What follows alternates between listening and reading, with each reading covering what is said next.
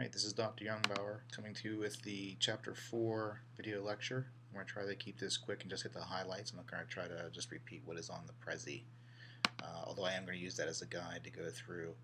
Mostly this chapter talks about how schools are organized as a workplace. I find it odd that the book uses that, or at least coincidental, that the book uses that title, workplace, because that is the driving reference to what's the connection from schools to the world of work that we have for students.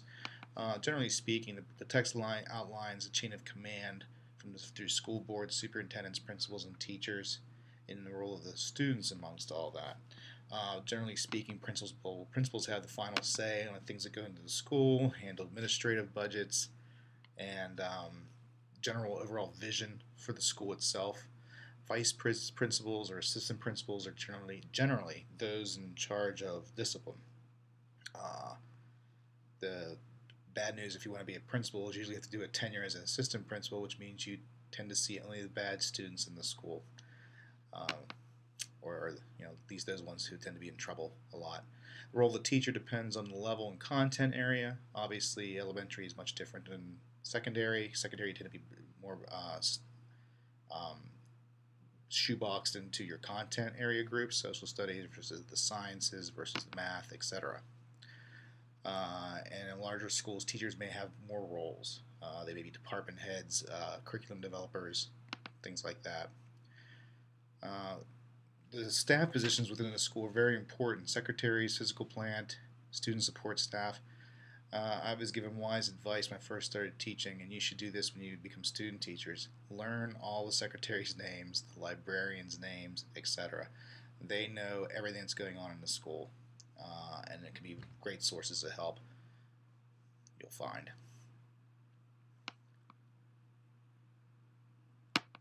And some discussion on homeschooling. Regardless of homeschooling and alternative schools, computer online schools, attendance at a school is mandatory, is required by most states, at least to certain ages. And as we saw in the video at the beginning of the semester, those students tend to be organized by age cohorts, which is actually quite silly, especially when you get to the middle school areas where you have totally difference between boys, girls, background, all that affects their learning potential. Students are expected to do work. It is a workplace. This is based on what is called the factory model of schooling, which we'll discuss later. Again, that's one of those, I mentioned this before, that's one of those insights where businesses and industry have always had some kind of influence over the schools. So the schools are set up, not by coincidence, where if you want to look at it like the students are your workforce, teachers tend to be managers or department managers, and they report up to a manager, which is the principal, who reports to a superintendent, a school board. These things aren't coincidental, they're done by design. Students, part of that hidden curriculum we've talked about before, students, while they're learning content, they're also learning to sit in one place for 7.5 to 8 hours a day, get along with their peers who they work with, get along with management, complete their jobs, receive some kind of award, which is in this case is grades. In the workforce, it would be pay.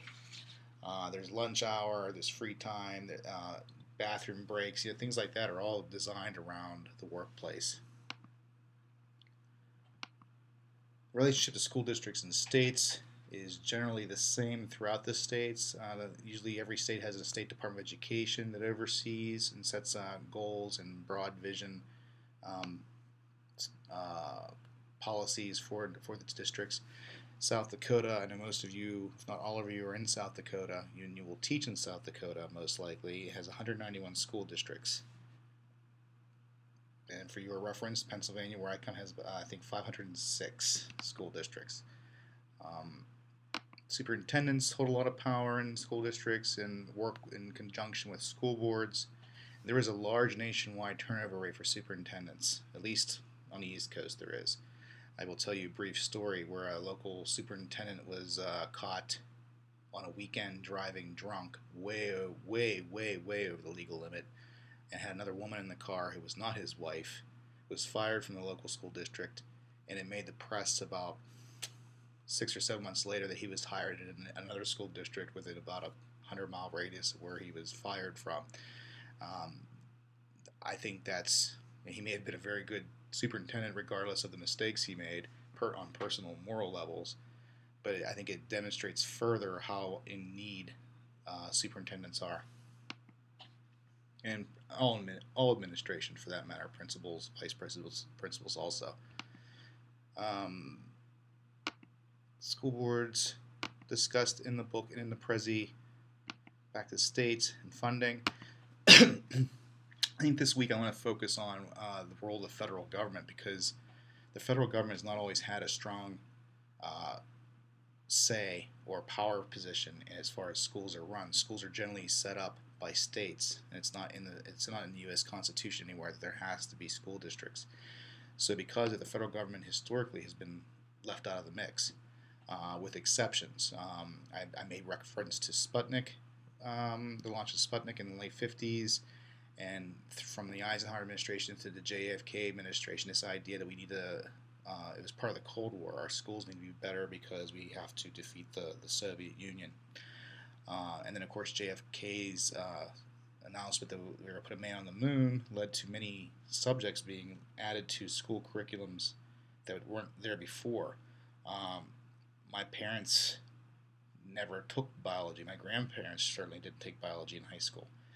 This is something new. So other examples, and there's plenty. The Nation at Risk report in the early 1980s under President Reagan changed a lot of what was going on with school districts nationwide. But up until most recently, school districts, because of that, usually accounted for less than 5% of school district budgets. That changed with the No Child Left Behind Act of 2001, and probably why I don't think you'll find any teachers who go. I've never met a teacher who thinks that No Child Left Behind was a good idea. Let's put it that way. Whether in Pennsylvania or here, the general nationwide consensus is that teachers do not like this, principals do not like this. So why did we go along with it? Teaching unions went along with it, teachers went along with it, principals went along with it. I think it's because for the first time there was money available. So when the act first started in 2001, a great deal of funding came with these regulations.